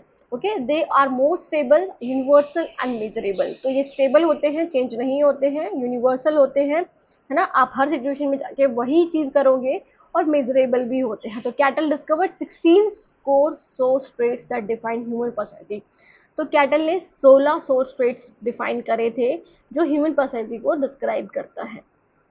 ठीक है, 16 कोर कोर सोर्स ट्रेट्स, मतलब जो सबके लिए वैलिड है, जो सबके अंदर होते हैं। सो सतही लक्षण बोलते हैं और स्रोत लक्षण बोलते हैं। ओके, सोर्स ट्रेट्स क्या है, सरफेस ट्रेट्स क्या, सतही लक्षण, और सोर्स ट्रेट क्या, स्रोत लक्षण। सो इसमें क्या है, इसमें जो पर्सनैलिटी फैक्टर में इन्होंने ट्रेट्स दिए थे 16 पर्सनैलिटी फैक्टर्स, 16 पीएफजी से बोलते हैं। So using factor analysis cattle defined identified 16 basic source factor, तो इन्होंने 16 बेसिक सोर्स फैक्टर दिए थे। They became the basis for his well known personality 16 personality factor questionnaire. तो इनका जो क्वेश्चनेयर था उसके लिए ये बहुत ज़्यादा इंपॉर्टेंट थे, या फिर वो उसके लिए फेमस है इनके लिए।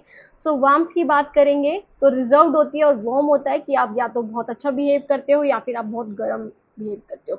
रीजनिंग कॉन्क्रीट हो सकती है, मूर्त हो सकती है, अमूर्त हो सकती है। ठीक है, इमोशनल स्टेबिलिटी आपकी रिएक्टिव हो सकती है कि आप तभी की तभी रिएक्ट कर दो, या फिर स्टेबल की जैसा आपको बस जो बोल रहा है वो बोलता जाए, बस कोई दिक्कत नहीं है। डोमिनेंस, आप सबमिसिव भी हो सकते हैं कि आप दबाव मान जाते हो, या फिर डोमिनेंट भी हो जाते हो कि आप किसी को अपने आगे आने ही नहीं देते हो, है ना। लिवलीनेस क्या है, सीरियस हो सकती है, या लाइवली होता है कि आप आज के पल में ही जी रहे हो, या फिर आप पिछली बातें या फ्यूचर की चिंता कर करके जी रहे हो। रूल कॉन्शियसनेस हो सकता है, एक्सपीडिएंट हो सकता है, या फिर रूल बाउंड हो कि या फिर तो आप रूल्स को तोड़ते हो, या फिर आप रूल के प्रति बाउंड हो, या फिर इट मीन्स कि आप रूल्स के खिलाफ कुछ नहीं करते हो। सोशल बोल्डनेस हो सकती है, शाय हो सकते हो, या फिर बोल्ड हो सकते हो। सो इन्होंने 16 दिए थे, ये 8 ये और 8 ये, इनको पढ़ लेना स्टूडेंट। सेंसिटिविटी हो सकती है, टफ माइंडेड हो सकते हो, फिर सेंसिटिव हो सकते हो कि आप किसी भी चीज़ में घबराओगे नहीं, या फिर आप बहुत ज़्यादा सेंसिटिव हो।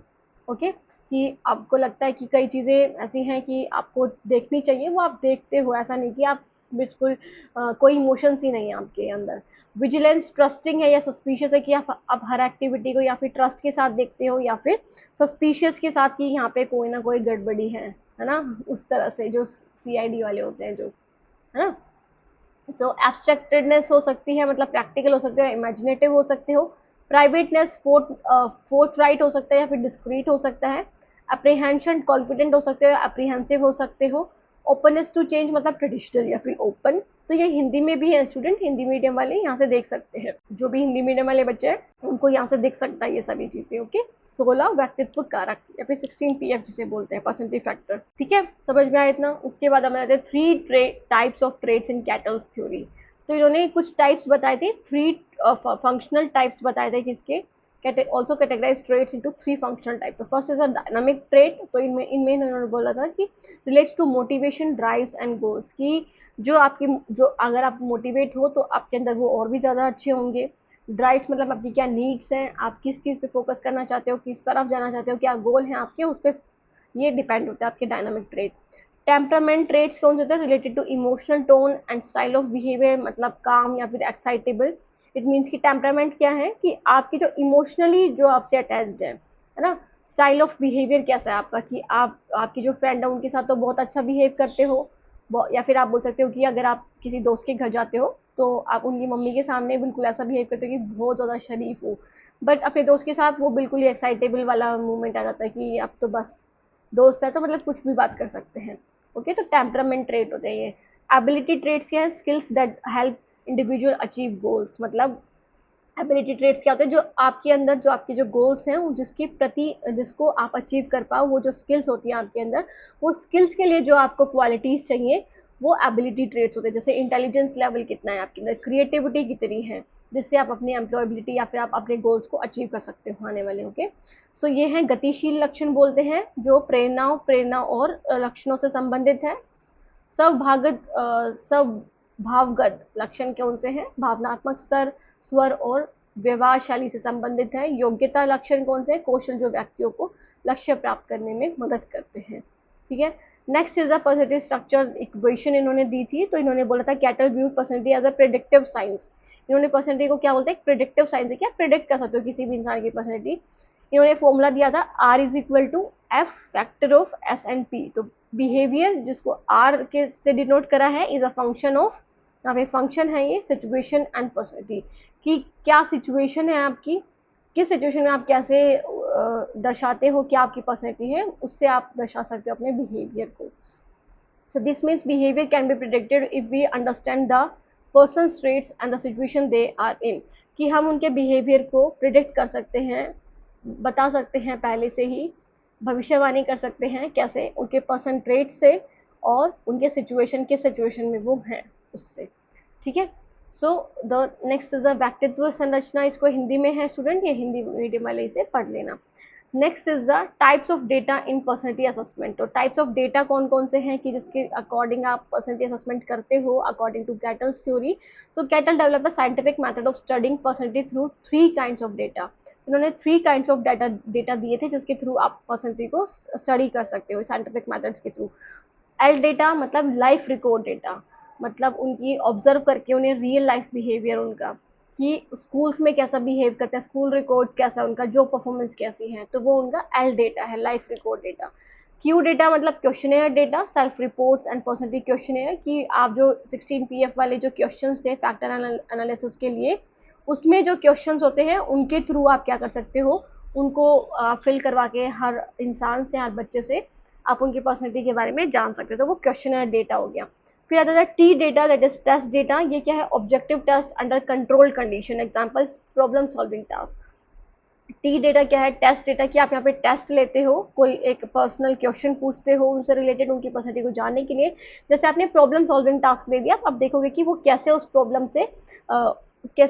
से आगे बढ़ते हैं, उसको कैसे सॉल्व करते हैं। ओके, एक कंट्रोल्ड कंडीशन में। ठीक है, तो ये क्या हो गया, उनका टी डेटा हो गया। तो 3 तरह के डेटा होते हैं जब आप पर्सनैलिटी असेसमेंट करते हो, कौन कौन से, L data that is life record data, Q data that is questionnaire data and T data is a test data.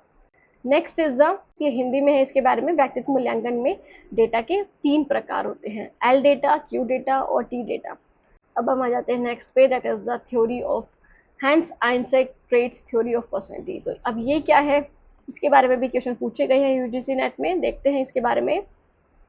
So types of data in personality assessment, Hans J आइंस्टाइन ना, स्नैक भी बोल सकते हो आप।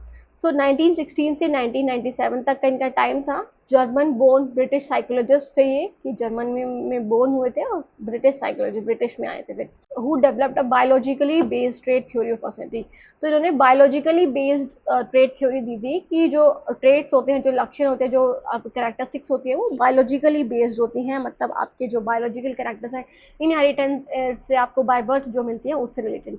He believed that personality could be scientifically studied, quantified and traced to biological factors such as brain and nervous system. कि आपके बायोलॉजिकल फैक्टर्स से आपकी पर्सनैलिटी जानी जाती है और वो उसको हम स्टडी कर सकते हैं, उसको हम क्वांटिफाई कर सकते हैं, मतलब कुछ नंबर्स में भी मेजर कर सकते हैं। ठीक है, जैसे कि ब्रेन या फिर नर्वस सिस्टम से आपकी जो पर्सनैलिटी है वो दिखती है।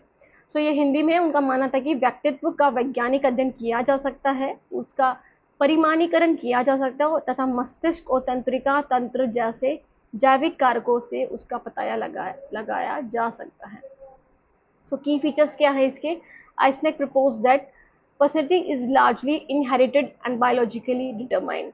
जो पर्सनैलिटी होती है वो इनहेरिटेड होती है कि आपको जन्मजात आपको मिलती है, मतलब मोस्टली जो चीज़ है वो इनहेरिटेड होती है और बायोलॉजिकली वो डिटरमाइन हो जाती है। इट मीन्स कि जब आप जन्म लेते हो आपका कैसा ब्रेन है, आप कैसे एक्टिविटीज़ करते हो, आपका नर्वस सिस्टम कैसा वर्क कर रहा है, उससे आपकी पर्सनैलिटी उजागर कर दी जाती है। Individual differences can be measured along dimensions that is scales rather than categories. तो इन्होंने बात की कि आपकी जो इंडिविजुअल डिफरेंसेस हैं वो डायमेंशंस के अकॉर्डिंग मापी जाएंगी, ना कि कैटेगरीज के अकॉर्डिंग, कि आपको कैटेगराइज नहीं कर दिया जाएगा डिफरेंट कैटेगरीज में, आपको स्केल्स के जरिए कि अगर आपका यहाँ तक लेवल है तो आप इस डायमेंशन में आओगे, यहाँ तक है तो दूसरे डायमेंशन में आओगे, ऐसे। So he use factor analysis like Cattell but arrived at a simple structure. तो इन्होंने फैक्टर एनालिसिस को ही यूज किया था कैटल के, बट एक सिंपल स्ट्रक्चर इन्होंने बना दिया था, वो जो होचपोच सिस्टम था उसको उन्होंने नकार दिया था। ओके, सो ये हिंदी में व्यक्तित्व काफी हद तक वंशानुगत और जैविक रूप से निर्धारित होता है। व्यक्तिगत अंतर को श्रेणियों के बजाय आयामों दैट इज पैमानों के आधार पर मापा जा सकता है। Next is the Eysenck 3 dimension theory dimensions of personality that is PEN model. तो इन्होंने पेन मॉडल दिया था, PEN। अब इसको पढ़ेंगे तो P से क्या है? साइकोटिसिज्म वर्सेस सुपर ईगो स्ट्रेंथ। तो इनका जो P है पेन मॉडल में P, इन्होंने 3 डायमेंशंस दिए थे। तो first is the psychoticism. Okay, so ये क्या है? Associated with aggressiveness, impulsivity, coldness and anti social behaviour. तो ये क्या होता है? ये होता है एग्रेसिवनेस, कि आप कितना गुस्सा दिखाते हो, किस सिचुएशन में आप कितना जल्दी भड़क जाते हो, है ना, कैसे आप नरम हो जाते हो, या फिर आप एंटी सोशल बिहेवियर कैसे कर रहे हो, मतलब आप किसी के इमोशंस को नहीं समझ रहे हो, है ना, और सोसाइटी के अगेंस्ट आप जाके काम कर रहे हो। जैसे हाई स्कोरर्स कौन होते हैं इसमें? ईगोसेंट्रिक होते हैं, हॉस्टाइल होते हैं, क्रिएटिव और रिस्क टेकिंग। तो ये आप नेगेटिव एस्पेक्ट बोल सकते हो इंसान का, कि ईगोसेंट्रिक होते हैं, उनको बस अपने बारे में ही सोचते हैं, उनको पता चल जाता है कि वो कौन है और वो अपने बारे में ही सोचते हैं। हॉस्टाइल नेचर के होते हैं कि हमेशा लड़ाई झगड़ा, क्रिएटिव भी होते हैं और रिस्क टेकर्स भी होते हैं, है ना, कि वो रिस्क लेना पसंद करते हैं। लो स्कोरर्स कौन हो गए? एल्ट्रुइस्टिक हो गए, एम्पैथेटिक हो गए, कन्वेंशनल हो गए। तो अकॉर्डिंग टू साइकोटिसिज्म, तो इसमें लो स्कोरर्स कौन हो गए? जो किसी के प्रति संवेदना दिखा देंगे, तभी की तभी रो पड़ेंगे, है ना। तो कन्वेंशनल है, जो पुरानी नीड्स हैं, पुरानी चीजें उसी पर ही चले आ रहे हैं, कुछ नया करने की नहीं सोच रहे हैं। सो बायोलॉजिकल बेसिस क्या है इसका? Link to testosterone and dopamine level. तो ये किसके अकॉर्डिंग होता है आपके साइकोटिसिज्म बिहेवियर? आपका टेस्टोस्टेरोन के थ्रू, मतलब आपके जो बायोलॉजिकल चीजें हैं उस ये हैं, डोपामाइन लेवल कितना है आपके अंदर और टेस्टोस्टेरोन कितना है। सो स्टूडेंट, ये हिंदी में है आइंसैक के व्यक्तित्व के 3 आयाम, इसमें जिसमें हमने पहला पढ़ा साइकोटिसिज्म। ओके, सो इसमें क्या है? आक्रामकता, आवेगशीलता, शीतलता और असामाजिक व्यवहार से संबंध होता है इसका। So the next one is the E, that is PEN model में ई का क्या मतलब है? एक्सट्रावर्सन वर्सेस इंट्रोवर्सन। सो एक्सट्रावर्ट्स कौन होते हैं? जो सोशलेबल होते हैं। एक्सट्रावर्ट्स कौन होते हैं? जो ज़्यादा कम्युनिकेट करने में हिचकिचाते नहीं है, हेजिटेशन नहीं होती, ना शाय नेचर के होते हैं, वो बहुत ज़्यादा एक्टिव होते हैं, हर एक्टिविटी में पार्टिसिपेशन करने के लिए हमेशा ईगरनेस शो करते हैं, असर्टिव होते हैं, बहुत सही शांत स्वभाव के, या शांत इन द सेंस की पॉजिटिव वे में सारी चीज़ें लेते हैं और केयर फ्री होते हैं, किसी के प्रति कोई स्ट्रेस नहीं होता। इंट्रोवर्ट्स कौन होते हैं? जो बहुत चुपचाप रहते हैं, रिजर्व्ड होते हैं, सिर्फ अपने तक ही सीमित रहते हैं, बातचीत भी नहीं करते हैं, बिल्कुल चुपचाप बैठे रहते हैं एक जगह पे ऑर्डरली होते हैं कि जो उनको ऑर्डर बोलते हैं बस वही करेंगे, उसके बाद कुछ नहीं। और कॉशियस भी बहुत ज़्यादा होते हैं कि वो एक तरह से देखते हैं कि कहीं खतरा तो नहीं है उनके लिए, सो बेसिकली वो सारी चीज़ें देखते भी रहते हैं बट वो बात नहीं करते हैं दूसरों से, ओके, ज़्यादा। सो बायोलॉजिकल बेसिस क्या है इस चीज़ का, related two levels of cortical arousal. तो कॉर्टिकल अराउजल क्या है, जिसमें आपको आपकी जो मांसपेशियां हैं उनकी टोन चेंज हो जाती है, या फिर आप बोल सकते हो आपकी जो हार्ट का लेवल चेंज हो जाता है। तो बेसिकली इंट्रोवर्ट्स क्या होता है, उनके पास हायर बेसलाइन अराउजल होता है, मतलब बहुत ज़्यादा होता है।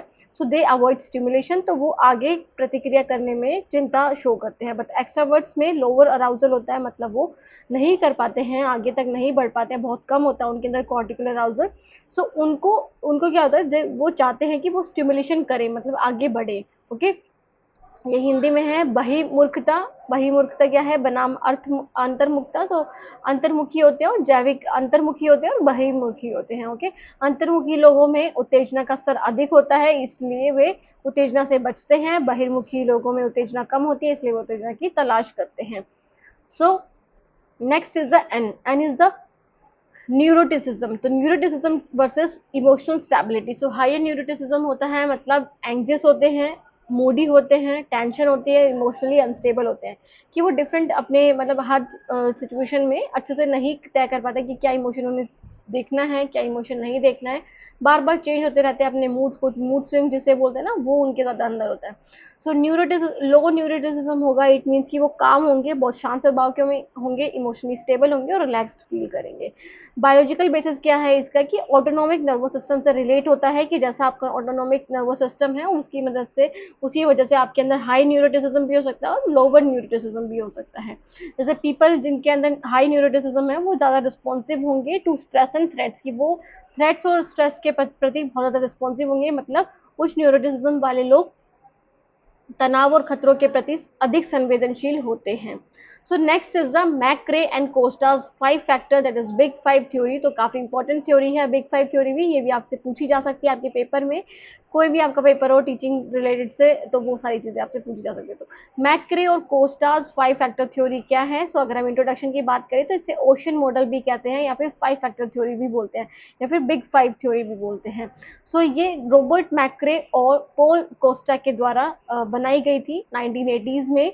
तो ये इसमें क्या था, इन्होंने इस थ्योरी में इन्होंने बताया था, personality can be described using 5 broad dimension, की जो उनकी पर्सनैलिटी है किसी भी इंसान की, वो 5 ब्रॉड डायमेंशन या फिर ट्रेड के जरिए, लक्षणों के जरिए, उनकी क्वालिटीज के जरिए आप पहचान सकते हो। हर जो ट्रेट है उसमें कॉन्टिन्यूम है, कि आप कॉन्टिन्यू मतलब पहले ओ होगा, फिर सी होगा, फिर ई होगा, ऐसे। So based on empirical research, मतलब ऐसा नहीं कि इन्होंने सिर्फ ऐसे ही बस हवा में तीर उछाल दी, इन्होंने रिसर्च के ऑब्जर्वेशन के थ्रू इंसान को ऑब्जर्व करके इन्होंने ये थ्योरी डेवलप की थी। So it's specially using factor analysis, मतलब फैक्टर एनालिसिस को इन्होंने यूज किया था, जैसा कि पहले भी आपने देखा है। तो द मॉडल यूनिवर्सल, ये यूनिवर्सल है कि हर जगह एप्लीकेबल हो सकता है, across culture and age group, कि डिफरेंट एज ग्रुप पे आप इसे अप्लाई कर सकते हो, डिफरेंट कल्चर पे भी अप्लाई हो सकता है ये। सो ओशन मॉडल के नाम से भी जाना जाने वाला 5 कारक सिद्धांत आधुनिक मनोविज्ञान में व्यक्तित्व के सबसे स्वीकृत और व्यापक रूप से प्रयुक्त मॉडलों में से एक है। ओके, तो ये हिंदी मीडियम वाले से पढ़ लेना। तो the next one is the, अच्छा अब इसमें ओशन मॉडल में सबसे पहले क्या रहता है, openness to experience. Openness to experience क्या है, मतलब वो ओपन होते हैं एक्सपीरियंस करने के लिए, refers to persons imagination, creativity and curiosity. It means कि वो हेजिटेशन शो नहीं करते अपने मन में, हर चीज को क्रिएटिविटी की तरफ लेके जाते हैं, इमेजिनेशन ज्यादा होती है, इमेजिन करते हैं, है ना, डिफरेंट सिचुएशंस में। और क्यूरियोसिटी भी बहुत ज्यादा होती है, जानने की इच्छा होती है, फिर करने की इच्छा होती है। सो हाई ओपननेस होगी तो इमेजिनेटिव होंगे, ओपन माइंडेड होंगे, और इंजॉय लो न्यू एक्सपीरियंसेस, मतलब न्यू एक्सपीरियंसेस को क्या करेंगे, इंजॉय करेंगे, ओपन माइंडेड होंगे, और आर्टिस्टिक और इंटेलेक्चुअली क्यूरियस होंगे, मतलब जानने की हमेशा इच्छा रखेंगे। बट लो ओपननेस होगा तो मतलब वो कन्वेंशनल होंगे, पुराने विचारों पर आधारित होंगे, प्रेफर रूटीन, की जो रूटीन चलता आ रहा है उसी को प्रेफर करेंगे, ऐसा कुछ नया करने की सोचेंगे नहीं, और रेजिस्टेंस टू चेंज, की अगर चेंज हो रहा है तो वो उसके प्रति उसके खिलाफ लड़ेंगे कि क्यों चेंज हो रहा है, वो जो सिस्टम है वही सही है, जो पुराने सोच विचार हैं वो। और नैरो इंटरेस्ट होगा, कि डिफरेंट एक्टिविटीज में वो इंटरेस्ट भी शो नहीं करेंगे। सो ये इसके बारे में हिंदी में है स्टूडेंट। अनुभव के प्रति खुलापन, किसी व्यक्ति की कल्पना, रचनात्मकता और जिज्ञासा को संदर्भित करता है, उच्च खुलापन और कम खुलापन। तो the next one is the conscientiousness. इसमें क्या है, इंडिकेट सेल्फ डिसिप्लिन, मतलब सी से क्या आएगा यहाँ पे, सी से आएगा कॉन्शियसनेसनेस। ओके, तो इसका मतलब क्या है, सेल्फ डिसिप्लिन को इंडिकेट करता है कि कैसे आप अपने विचारों को डिसिप्लिन में ला सकते हो, खुद को कैसे डिसिप्लिन में रख सकते हो, ऑर्गेनाइजेशन कैसे डिफरेंट चीज़ों को ऑर्गेनाइज करके बिल्कुल सही तरीके से ऑर्गेनाइज करके चल सकते हो, और गोल ओरिएंटेड बिहेवियर होता है। अगर कोई हाई कॉन्शियसनेस होता है तो इट मीन वो रिस्पॉन्सिबल होता है, डिपेंडेबल होता है, डिटेल ओरिएंटेड होता है और पंक्चुअल एंड डिसिप्लिन होता है। इट मीन्स कि वो हर काम टाइम पे करेगा, डिसिप्लिन होगा, अनुशासन होगा उसके अंदर, रिस्पॉन्सिबल भी होगा और डिपेंडेबल भी होगा। ओके, और हर चीज़ों को बिल्कुल डिटेल में पढ़ेगा, डिटेल में जानकारी लेने की कोशिश करेगा। बट लो कॉन्शियसनेस का मतलब क्या है, डिसऑर्गेनाइज्ड होगा, केयरलेस होगा, इम्पल्सिव होगा और अनरिलायबल होगा, कि जो भी डेटा इकट्ठा करेगा, जो भी चीज़ें वो इकट्ठा करेगा, तो इट मीन्स कि वो रिलायबल नहीं हो सकती, उस पर विश्वास नहीं करा जा सकता। इम्पल्सिव मतलब बार बार गुस्सा करना या फिर ये सारी चीज़ें उसके अंदर होगी। केयरलेसनेस होगा, वो किसी भी काम के प्रति अपनी जो डिसिप्लिन है वो शो नहीं करेगा। और डिसऑर्गेनाइज भी चीज़ों को ऐसे ही फैला के रखेगा, मतलब अच्छे से नहीं रखेगा। ओके, सो इसको हम बोलेंगे कर्तव्य निष्ठा। ओके, मतलब सी का मतलब क्या है, कर्तव्य निष्ठा। तो the next one is the E, मतलब एक्सट्रोवर्जन। तो एक्सट्रोवर्जन क्या है, relates to sociability, assertiveness and energy. तो मतलब ये किससे रिलेटेड है कि आप कितने सोशल हो, कितना आप अच्छे से कम्युनिकेट करते हो बाहर जा करके, कितना पार्टिसिपेशन शो करते हो, असर्टिवनेस कितनी है कि आप दूसरों के काम को सराहते हो और फिर नई नई चीज़ों को इम्प्लीमेंट करते हो, और एनर्जी कितनी है आपके अंदर कि वो आप कितने अच्छे से इम्प्लीमेंट कर सकोगे डिफरेंट एक्टिविटीज़ को, कैसे कम्युनिकेट कर रहे हो, कैसे आप सोसाइटी में एंगेज हो रहे हो। सो हाई एक्स्ट्रावर्जन का मतलब आउटगोइंग होगा, बाहर आता जाता होगा, एनर्जेटिक भी होगा, टॉकेटिव भी होगा, एंजॉय बीइंग विद पीपल, कि लोगों के साथ मिलना जुलना उनको बहुत पसंद होगा। लो एक्स्ट्रावर्जन मतलब इंट्रोवर्जन होगा, रिजर्व्ड होगा, अपने तक सीमित होगा, बहुत चुपचाप रहेगा, सॉलिट्यूड मतलब वो अकेलेपन को ज़्यादा प्रेफर करेगा, लो एनर्जी होगी सोशल सेटिंग्स में। ओके, सो ये है हिंदी में इसके बारे में, ई मतलब एक्सट्रोवर्जन से रिलेटेड था ये। Next is the agreeableness. Agreeableness मतलब कंपैशन होगा, निपुण होगा, कोऑपरेशन और सोशल हार्मनी शो करेगा, मतलब दूसरों को साथ में लेकर भी चलेगा, और सोशल हार्मनी मतलब जिसमें सभी लोगों का भला हो, उस चीज़ को उन एक्टिविटीज़ को प्रमोट करेगा। हाई एग्रीएबलनेस होगी तो मतलब काइंड होगा, दयालु होगा, सिंपैथेटिक होगा, सिंपैथी दिखाएगा दूसरों के प्रति, हेल्पफुल होगा, ट्रस्टिंग होगा और कोऑपरेटिव भी होगा, है ना, उस पर विश्वास कर सकते हो, दूसरों को लेकर भी चलेगा, साथ में मिलजुल कर काम करेंगे। लो एग्रीएबलनेस होगा मतलब क्रिटिकल होगा, कि वो सिर्फ अपनी चीज़ों को साथ में लेके चलता है, कॉम्पिटिटिव होगा कि वो दूसरों को साथ में नहीं लेके चलेगा, वो सोचेगा कि मेरा उद्धार, मेरा भला कैसे हो सकता है। और मैनिपुलेटिव होगा, सस्पिशियस होगा और लेस एम्पैथेटिक, कि वो किसी पे विश्वास नहीं करता होगा, किसी की भावनाओं को अपनी भावना लेकर के नहीं चलता है ना, इमोशन ज़्यादा शो नहीं करता है, तो वो लो एग्रीएबलनेस होगा।